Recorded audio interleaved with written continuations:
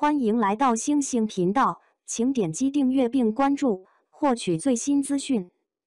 杨幂下凡转型新赛道，开内娱先河，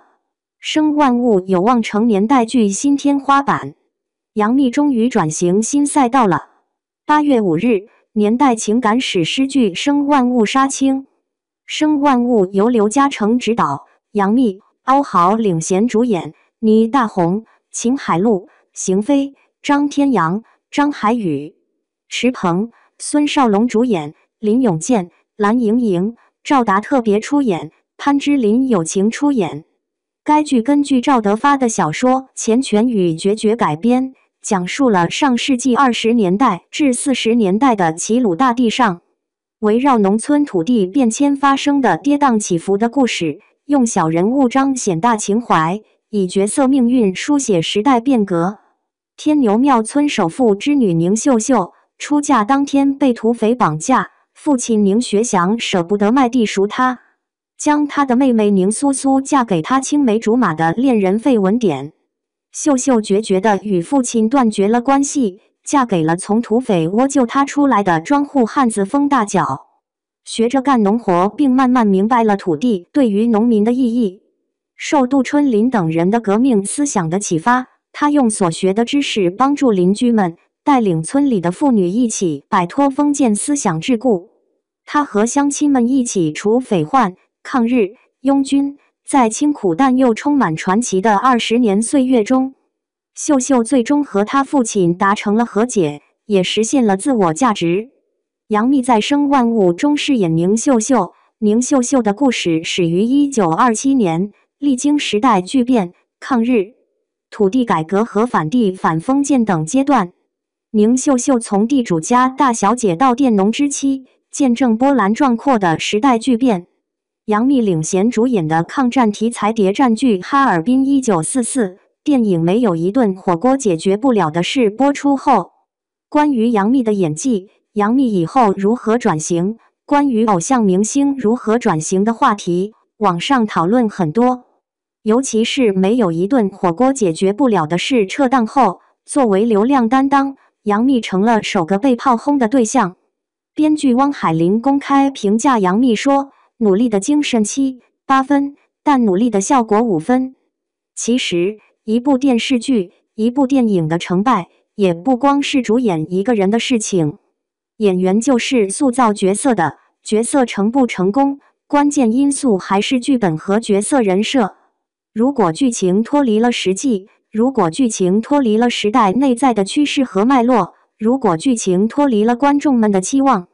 如果剧情只是说空话、画大饼，现实中根本没有发生过，以后也根本不可能发生的话，演员演技再牛，也没有办法。整个剧组团队的工作，通过演员，尤其是主演体现出来，不成功就全部甩锅给演员。尤其是主演，的确太不公平了。这次杨幂仙女下凡回归大地，从繁华城市回归农村，在《生万物》中出演宁秀秀这一角色。杨幂可是开了偶像明星的先河，这条路杨幂选对了。农村广阔天地，上接天宇，下接地气，再加上角色对演员的重塑和反作用，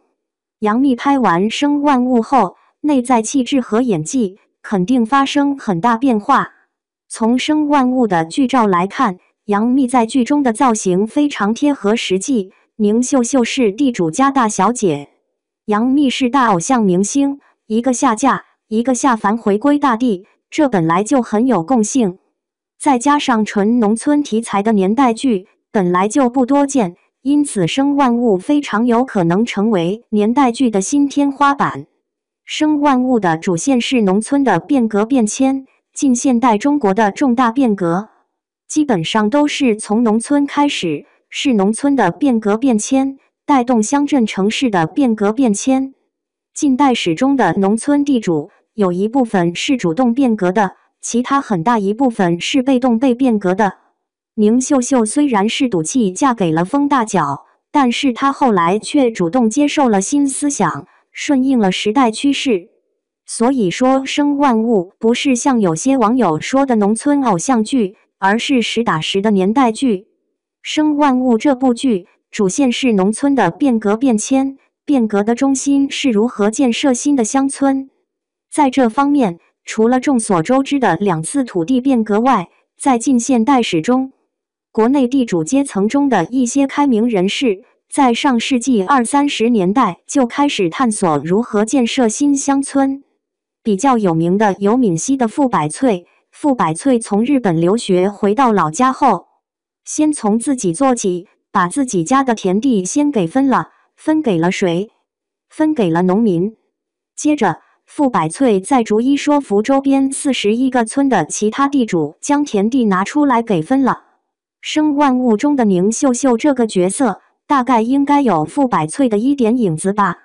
期待《生万物》尽快播出，期待杨幂转型成功。杨幂要是转型成功了，